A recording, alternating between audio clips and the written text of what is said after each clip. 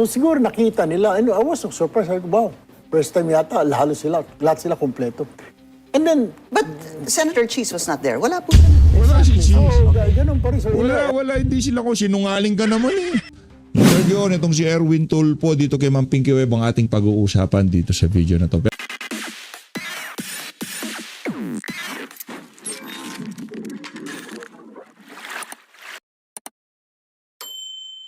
Magkatapatan nga tayo, Erwin Tulfo. Ano ba talaga dahilan kung bakit takot na takot ka na maumpisahan yung Blue Ribbon Committee hearing na yan sa pamumuno nitong si Senator Pia Cayetano? Magkatapatan, hindi, tapatan tayo, diretsuhan tayo dito. Ika nga wala nang paligoy-ligoy. Ito ba dahilan? Ito mga kababayan, meron akong papakitang larawan. Okay? Yan ba ang dahilan? Anong ng Petrang Garapata? Sino bang kapulong? Sino bang ka-meeting?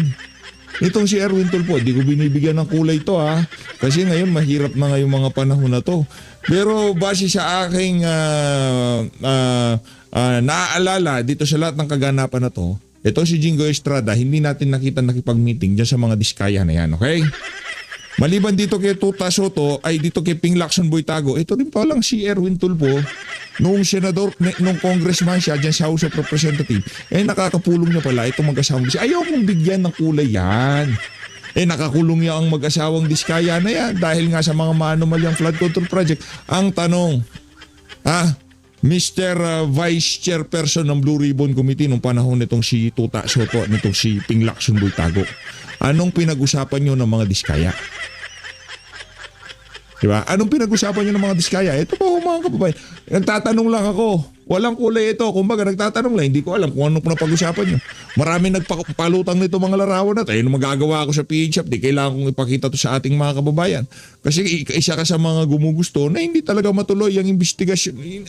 Isa ka sa mga gumugusto na mapalitan ng liderato sa Senado. Pag napalitan ng liderato sa Senado, balik tayo sa status quo. Uupuan na naman yung hearing sa Blue Ribbon Committee.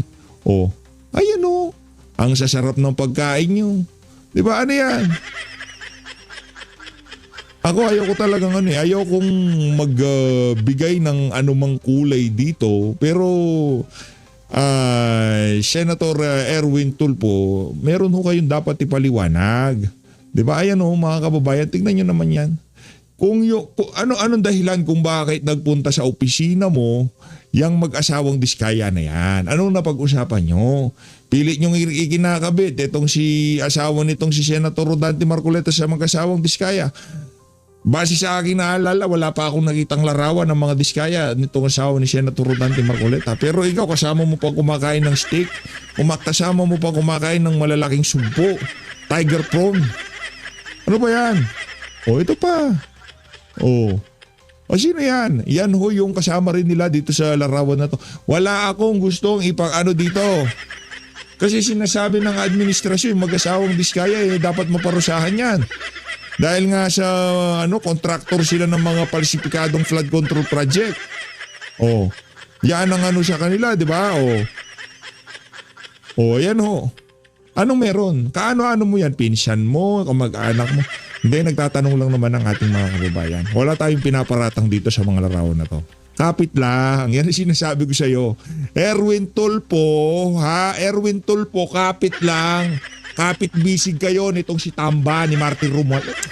Kalmahan mo lang. Lalabas at lalabas ang katotohanan. At pag dumating ang araw na yon, talagang nga sambayan ng Pilipino ang panalo dyan sa isa na yan. Yan ba dahilan? Kapit lang, kapit bisig para saan? Sa mga maleta. Maleta, laman damit. Kayo naman talaga. Ano meron? Misa ho ito, mama na to, sa mga kasama ni Martin Romualdez na nag-iikot-ikot nung tinitimbang nila yung mga itlog sa mga palengke. Yan si Erwin Tulfo. Ngayon, angas-angasan sa Senado, nung nagkatanungan naman, karipa siya ng takbo. Huwag ganon. Huwag kang mag-angas kung hindi mo kaya. Ganun lang naman kasi mga kababayan. Eto panoorin natin ang interview niya dito kay Ma'am Pinky Web. Eto, alam ko naman kargado. Alam ko naman Interview ni Ping Lacson kay Ted Filon kargado. Sa lahat ng panayam nitong mga individual na to, dahil nga yung naratibo, akma para doon sa mga oligarko. Nakuha niyo ho ba mga kababayan? Ang kalaban ho natin dito, hindi naman yung mga politiko. Tandaan ho natin at huwag nating kakalimutan sa bayan ng Pilipino, ang kalaban dito ang mga oligarko na pinuprotektahan ng mga politiko. Interes ng mga oligarko ang pinuprotektahan itong mga walang yang to. O interest din ng mga magnanakaw sa mga maanumalyang flood control project. Diba? Bakit ayaw niyong ituloy yung hearing? Kung hindi, ba't pag napupunta na sa Malacanang, biglang tumitigil ang investigasyon? Diba? Ba't pag na-implicate na yung mga malalaking pangalan, bigla tayong tumitigil? Kanino interes ang napoprotektahan dyan? Mga ordinaryong Pilipino ba na naghahanap ng katotohanan? Especially, panahon na naman ng mga bagyo at tag-ulan. Diba? Anong gagawin natin yan? Yan ang ating problema, Senator Erwin Tulfo. Panoorin mo natin yung interview niya. Alam kong kargado, ha? Alam mo natin, naiintindihan natin yan. Pero kailangan ho natin ito mapanood para maintindihan natin ng pinagdadaanan nito si Erwin Tulfo. Akala nyo ba si Senator Jingo Estrada lang nagpapanik ngayong mga panahon na to? Aba, hindi ho. Dahil pag nagtuloy-tuloy ang liderato nitong si Alan Peter Cayetano, yung issue ng mga maanumalyang flood control project, hindi lang ho. Ito si Jinggoy, malawak ho itong problema na to. At tayo dito sa isa na to, wala tayong sisinuhin. Kung madamay si Jinggoy, madamay kung sino man, kung mabigat ang ebidensya, banatan yan. Pero kung iniilagan natin para akusahan natin ng kung ano-ano, kagyat ipakulong natin para lang mapagtakpan itong mga magnanakaw na kaalyado ng administrasyon na to at para merong mai-report sa SONA itong si Marcos Jr. kaya minamadali itong si Senator Jinggoy. Wala akong kakwenta-kwenta yan. Ang tanong dito, nasa na ang listahan ni Adrian Bersamin? Pakinggan natin to. Gabe! Senator, good to see you again. Welcome to the show. Yes, Pinky, thank you for inviting me in your program. Thank you for your time, sir. Kayo ho ba nakapagpahinga na after Tuesday's walkout? Yeah, I had a wonderful sleep last night. Very, very good sleep. And then I had to wake up early this morning and exercise. You had a wonderful sleep because of what, sir? Any events? Did any of the events help in your sleep? No, it's just like we have to after the walkout, diba? The minority went to the office of Senator Meigs and we discussed there what are we going to do on Monday. So it's another day, we have to fight again. So we're anticipating they will bring the issue again to the floor on Monday. So, and Senator Minority Leader Soto said, magpahinga tayo ha, kailangan rested tayo. So, Monday we anticipate na they will force it again. So, of course, we have to fight it. So, Sabi ni Senator Ping, meron daw kayong option A, B, C, D, E, na pag-usapan nyo na daw lahat yon, yung mga posibilidad. Yeah, there is. I cannot divulge it here, pero baka they will be able to prepare. Pero we do, the minority, we have options. Yeah. So, first reaction, sir, on the case filed against Senator Jinggoy, because you called it actually Tuesday. Sinabi mo nga, di ba? Bakit niyo minamadali ito? Is it because there is that concern or fear that some of our colleagues might land in jail? You said that. Because it was around, I think, 10 or 11 a.m. It was Ombudsman Remulla said that. Like, we're filing charges against two senators, law, and he was saying, like, warrants of arrest, things like that. So, and he even mentioned. Amerikanong eh. Ba't ka ba kinag-senador sa Pilipinas, dapat dumakbo ka sa Amerika? Pambihira. Paano namin maiintindihan yan? Mahina kami sa English. Dito sa PH Update, sino bang target mo dyan sa pagsasalita mo na yan? Yung mga yung mga oligarko, yung mga mayayaman, yung mga pa-English na ika nga hindi nakakatikim ng hirap dito sa bansa na to. Aba kung yan ang target mo, talagang nakukuha mo sila sa pa-English mo yan. Senator Estrada, then Joel Villanueva. So I just sounded it off in the afternoon kasi the issue being brought, yung insertion, actually, is they're trying to insert Section 41C. Kasi 41... Wala pa namang insertion. Wala pa naman. Pagbobotohan muna sa floor, para nga talakayin. Yung motion. Pambihira. Wala pa naman eh. Magdidebate muna. Wala pa talagang... Yan ang problema. Misleading ho yung kanilang ipinapaliwanag sa mainstream media. Sa bagay, yan pala naratibo. Yan kailangan. Kailangan merong iniinisir, merong gustong gawin na illegal ang majority. Pero wala ho silang gustong gawin illegal. Hindi lang ho sa Pilipinas. Sa Amerika, ginagawa na yan. Remote attendance, remote voting ng kanilang mga legislator, no? Hindi lang ho sa Pilipinas na mangyayari itong first time. Sa ibang bansa ginagawa na. Sa House of Representatives ginagawa na. Sa Senado bawal. Bakit? Hindi matatanggal si Alan Peter Cayetano. Baka yung iba sa minority di na rin papasok para bumoto lang kay Alan Peter Cayetano. Hindi na sila masisindak ng mga taga-minority, di ba? 41B, Rule 14, Section 41B clearly states there that lawmakers, senators can attend through teleconferencing, video conferencing sessions if there's a force majeure or national emergency. 41C, yung kay Senator Marcoleta, justifiable reason na pwede. So it's an addition. Bukod doon sa dalawa, so there's an addition. So we were surprised because it's not in our agenda. Yeah. So we were caught flat-footed like, what? Now we have to tackle it now. Pabira talaga. English yan, wala ko tayong magagawa. Laking Amerika eh. Kahit ko gusto ko sumabat kung hindi ko naman naiintindihan na sinasabi nitong American. Senador na to, na Inglesero, wala tayong magagawa dyan. So, lamang sila. Ayun. Kami, they were only like 9 of us. Some kasi are in their office. So, kailangan tumakbo si Sen. Rafi, Sen. Mig Subiri, kailangan bumalik. Binilang namin, we're still lacking. Sila nasa 11 sila eh. Kami, 10 lang because Tito Lapid wasn't there. Senator Lapid asked permission na meron siyang very important meeting sa Pampanga, so he cannot come back. So siguro nakita nila, and I was so surprised. Wow, first time yata, lahat sila kompleto. And then, But Senator Cheese was not there. Wala po siya nun eh. Wala si Cheese. so, ganun pa rin. So, Wala, hindi sila ko sinungaling ka naman eh. O yan, nasopla ka tuloy nitong si Ma'am Pinky. Pambihira ka naman, oo. 11 sila. 11 sila. 10 kayo. Yes, the problem was, so, di ba, nagkaroon ng discussion. Senator Soto first, and then Senator Ping, Senator Pia, because they're trying to force that 41C na kailangan na talagang gawin. And then suddenly, Senator Cayetano said like, okay, let's just divide the House. Now, wait a minute, di ba? There's this violation of Section 136, di ba? Kailangan pag-usapan, i-file, etc., etc. To the point na I disagreed, I stood up and I said like, why are we in a hurry, to pass this section or adopt this section or this rule? Could it be because 2 of our colleagues might land in jail over the weekend? Because that's what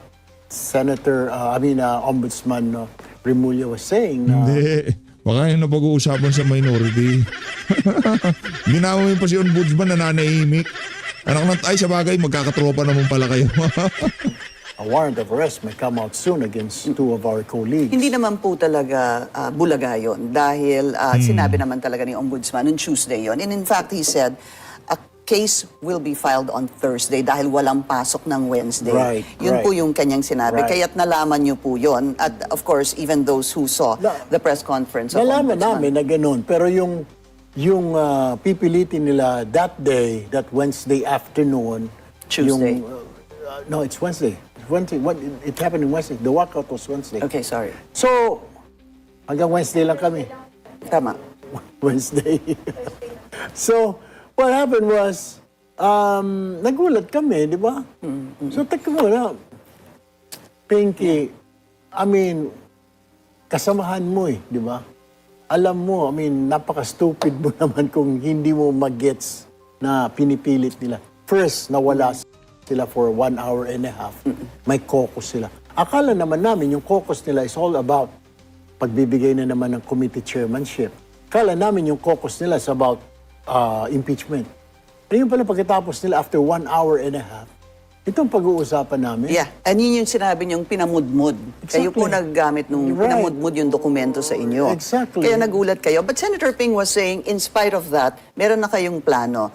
One was either mag-walk out kayo, nagbilangan kayo eh. Nakita ninyo na mawawala Talo. ng quorum. Oh. And the second was, sabi ni Senator Ping, sabi niya, now it can be told, that may iwan si Senator Soto there as naiwan na siya at sinabi nga niyang call to adjourn.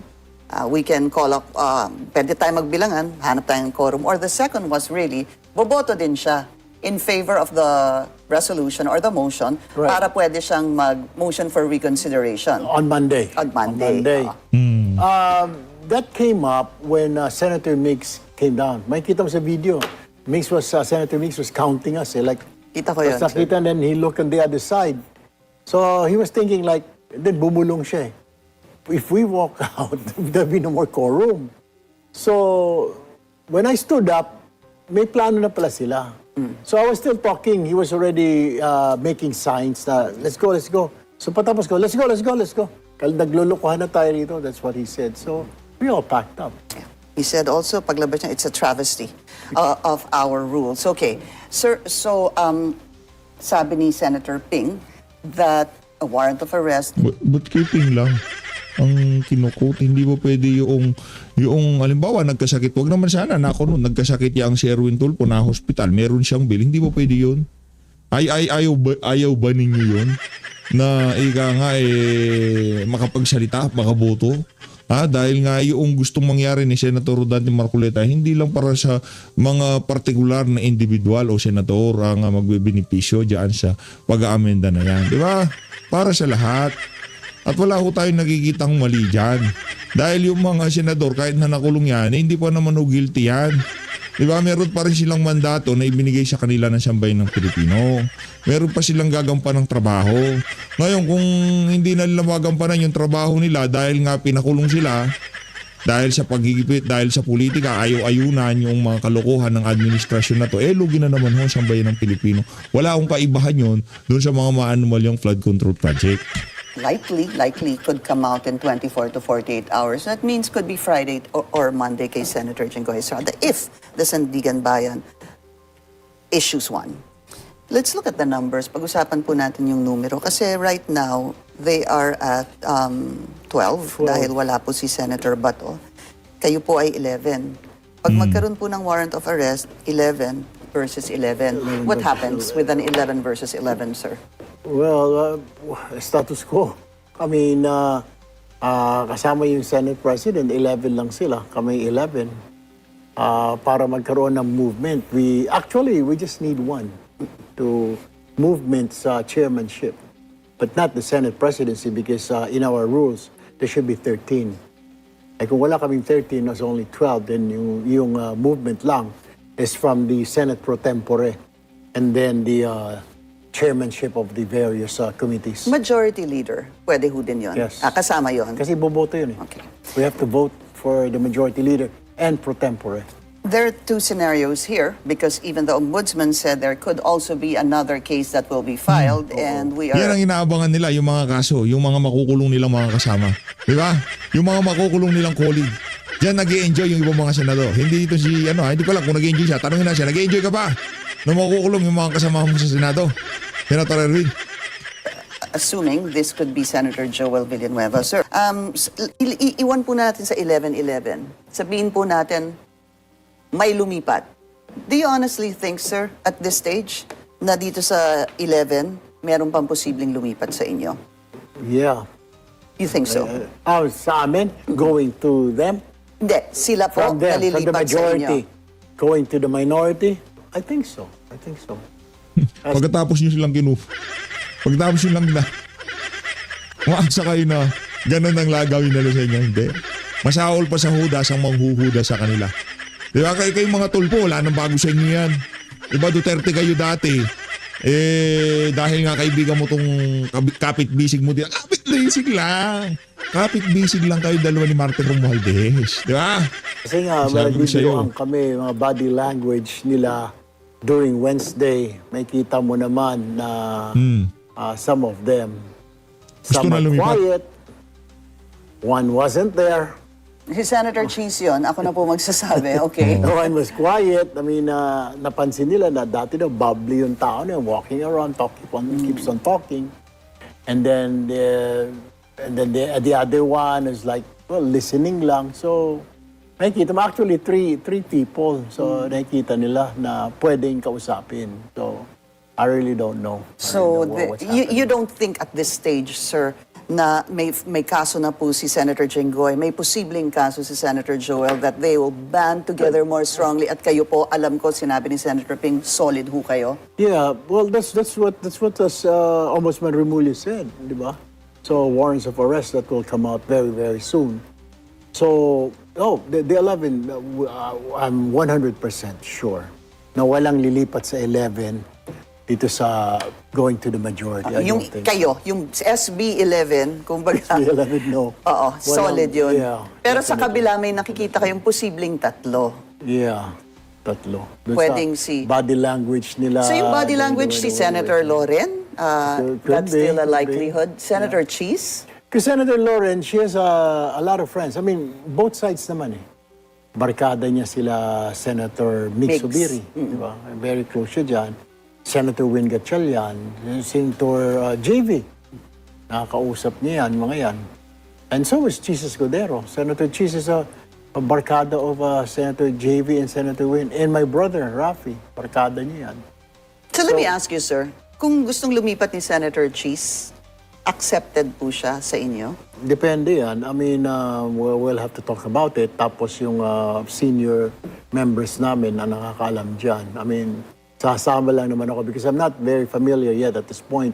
I've been in the Senate only for less than a year. July pa ako mag-1 year. So, I really don't know. The decisions usually are left. We leave it to the senior members of the minority. What is your personal take on that, though?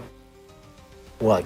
About... If Senator Cheese, let's say, hypothetically decides to move to the minority, Probably he has a very good reason. Very good reason to join the minority. Siguro. Kasi makukulong siya eh. Yung kaso niya lalabas din eh.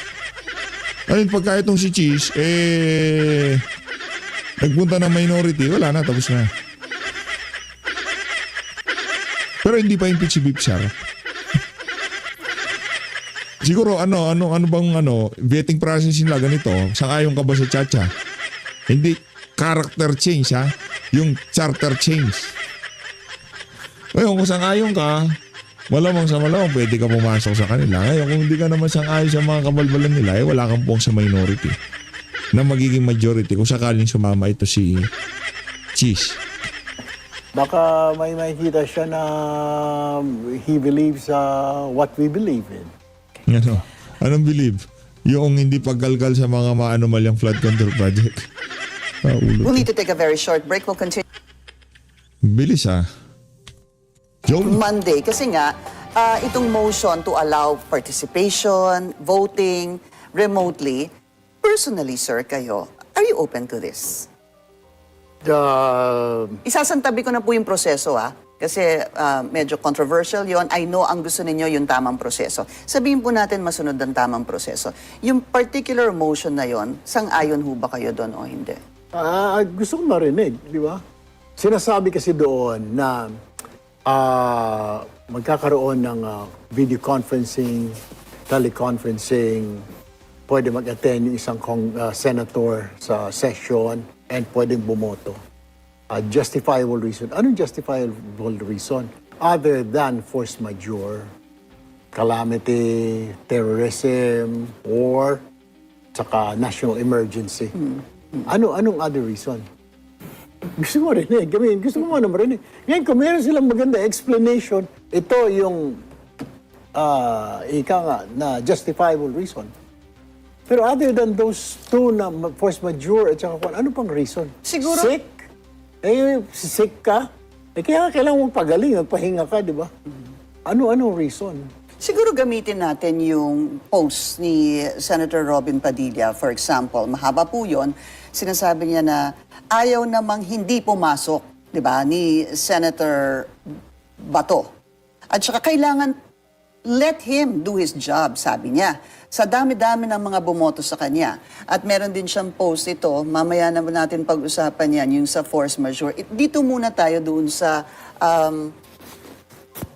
napipilitan lang naman siya hindi pumasok, sabi niya, kasi nga, may warrant siya eh. Ang problema doon, wala yun doon sa rules namin eh. Kaya nga i-amend nila, di ba? Kaya nga i-amend. Yun nga dahilan kaya nga ina-amend. Dahil gustong pumasok, pero ginigipit. Ito naman si Erwin, On oh. looking at it kanina, Section 41B, wala eh. Papasok siguro yun sa 41C, yung pinipilit nila na justifiable reason. Pero I wanna hear, kaya gusto ko marinig eh. Kung ano yung justifiable? Anong Ba't kayo nag-walkout kung gusto mo marinig? Si Raulo ka ba? Ang tanong. justifiable reason? Kasi very vague yun eh. Justifiable reason, could it be may sakit? Kung may sakit ka, dapat absent ka, di ba? Magpahinga ka so that you can come back to work. Ano nga, recovery ka na. Tapos gusto mo talagang masabi yung punto de vista mo. Kailangan mong tumayo sa isang ano. Ba't alam mo pa doon sa may sakit? Ba't alam mo pa doon sa may sakit? Dedicated siya eh. Gusto niya magsalita sa plenaryo, bakit hindi niyo pagbigyan? Gusto niya bumoto. Talaga sobra yung pagiging Pilipino. Ika nga, sukdulan na hanggang langit na eh. O hindi naman siya kagaya sa inyo, di ba? O yung mga kasama mo, kakapit bisig mo, si Martin Romualdez. Pampira. Paano pagka dahil sabihin natin political persecution dahil may standing warrant of arrest at sa kasalukuyan ay kailangan pa siyang mag-seek ng legal unfair. remedies. Alam mo, sabi ng kabilang kampo, bakit si Laila de Lima nung panahon na ganito? Hindi natuloy yun eh. It did not happen. It did not. Tapos, pwede nga dapat invoke ni Congresswoman de Lima, Senator de Lima before, tika mo, pandemic eh, national emergency. Pero hindi siya pinayagan. Let's clear that out because clear that up rather dahil ang hiniling noon ni Senator Laila makapag-participate dahil nakakulong po siya, she acknowledged and then, surrendered. Take note, hindi nila binago yung rules to accommodate her. To accommodate her request, hindi nila binago Okay. yung rules. Di ba? And just for record, hindi ho siya pinayagan kahit na po pandemic yun. Exactly. Let's Kaya just, nga, let's just clear this that. fake news going around, niloloko yung tao na, what about Laila de Lima, di ba? Na, Hindi. What about yung mga senador na nagtutulak nun doon? Kay Leila de Lima, hindi nila tinuloy. Di ba? Hindi nila tinuloy.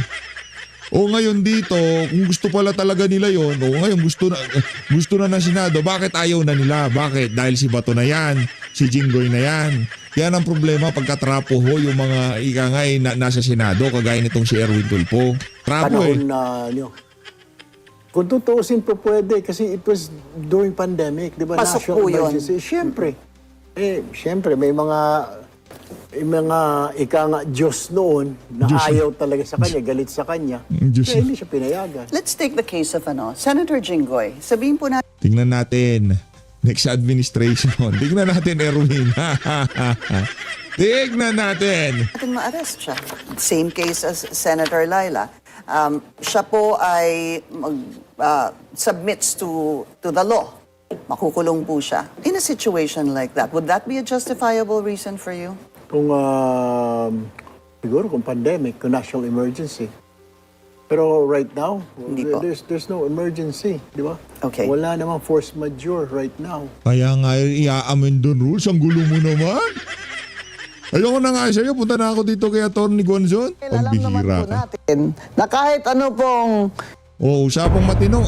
Usapang matino. welcome to Usapang Matino. Yan. Ayun po ay tatalakayin natin ang mga usapin tungkol sa constitutional amendments through a constituent assembly. Marami na pong senador ang nagde-deny na hindi sila kasabwat dito. Pero ito yung mga, kung sa Bisaya pa, huring-huring. Yung mga whisper in the air, in the wind na parang ito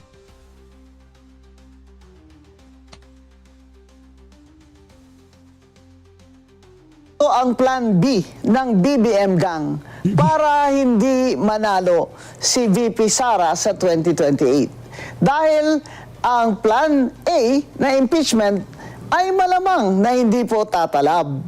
Dahil alam naman po natin na kahit ano pong show ang binigay sa inyo ng committee ni Luistro sa House of Representatives ay ang bottom line sa Senado, kailangan makakuha ang pro-impeachment ng 16 votes or as required by the Constitution, 2/3 votes. At sa ngayon po ay makikita natin sa bagong reorganization na si Senate President Alan Cayetano na ang namumuno at si Senator Loren Legarda ay 11 lamang o 11 ang minority bloc o sa malamang magiging pro-impeachment.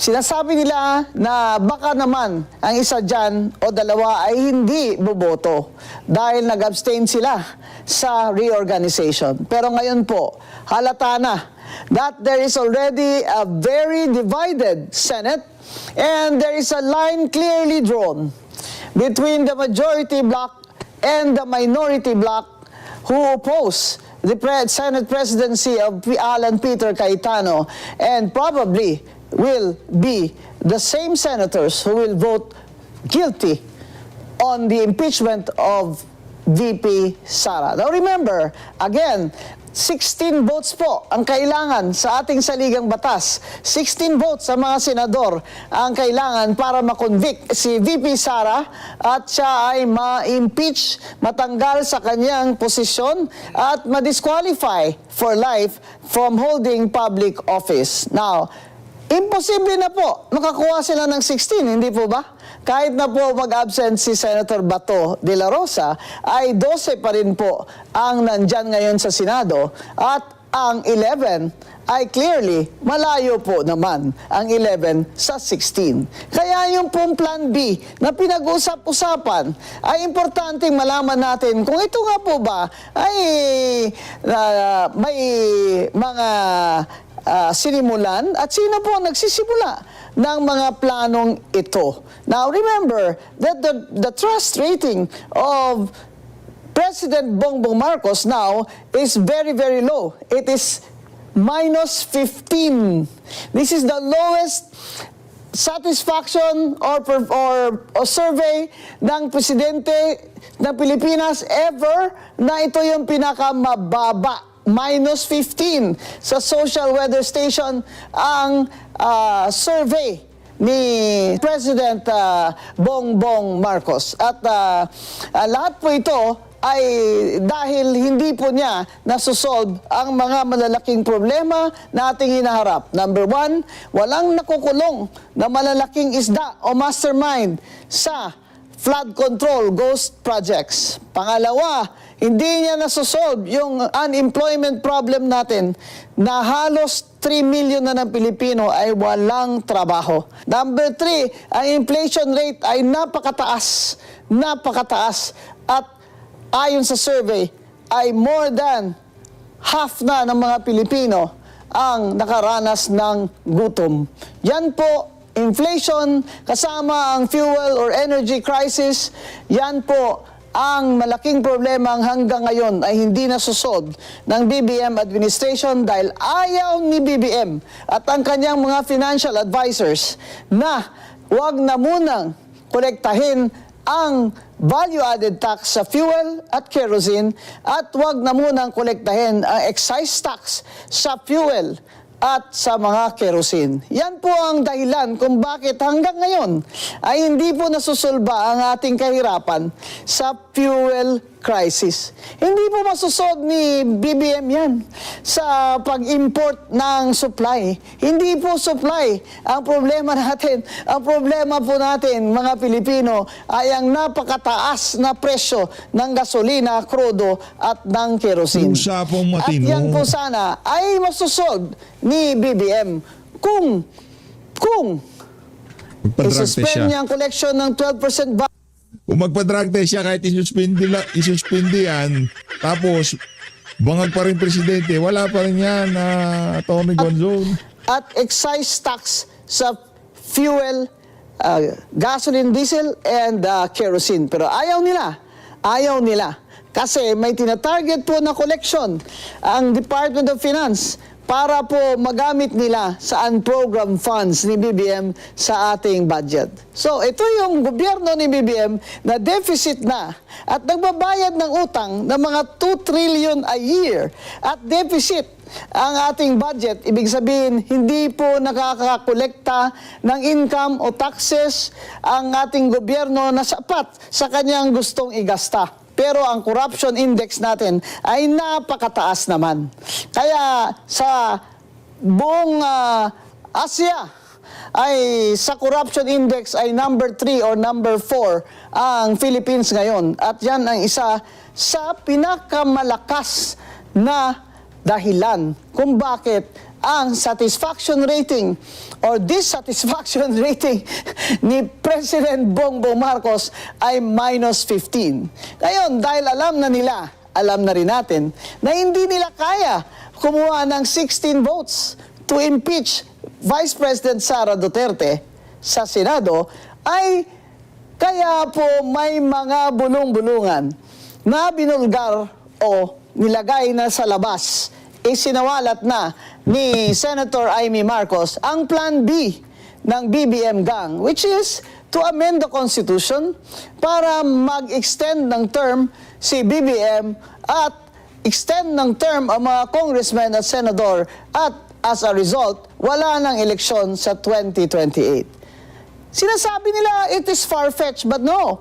Under a Marcos presidency, nothing is far-fetched when you're talking about control and political dynasty and perpetuation in power. Ito po si President Bongbong Marcos ay sa tingin nyo lamang ay mayumi at pahinahon magsalita. Pero marunong po ito. Marunong po ito.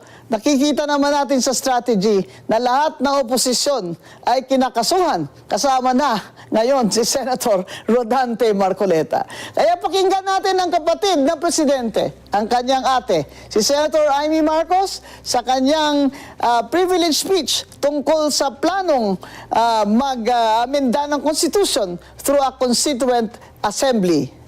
Tingnan natin. Ayun na nga mga kababayan, napanood na ho natin yan. Kung gusto nyo hong tapusin yung video na yan, itong si Atty. Rowena Gonzales, punta lang ho kayo sa Net25 News and Information. As always, maraming salamat po sa pag-support sa Page Update. Mag-ingat ho kayo lahat. Mahal natin Pilipinas.